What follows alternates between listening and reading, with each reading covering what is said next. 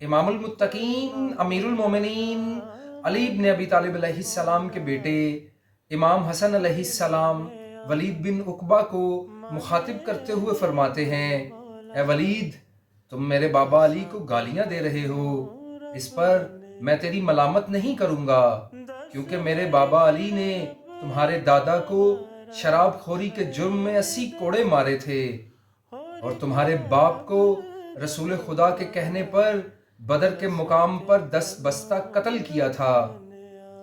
اے ولید، اللہ نے قرآن میں میرے بابا علی کو مومن کے لقب سے پکارا ہے، جبکہ تم کو فاسق کہا ہے۔ شاعر نے میرے بابا علی اور تیرے بارے جو اشعار کہے ہیں، کیا تجھے نہیں معلوم؟ تو پھر سنو، خداوند عالم نے ہم پر قرآن نازل کیا ہے جس میں علی اور ولید کے بارے میں آیات ہیں۔ ولید کے لیے کفر کی منزل ہے اور علی کے لیے ایمان کا محل ہے۔ فاسق اور مومن کبھی برابر نہیں ہو سکتے۔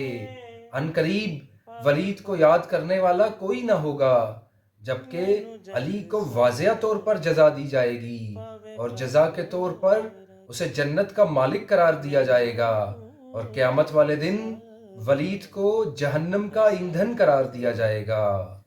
علی مولا۔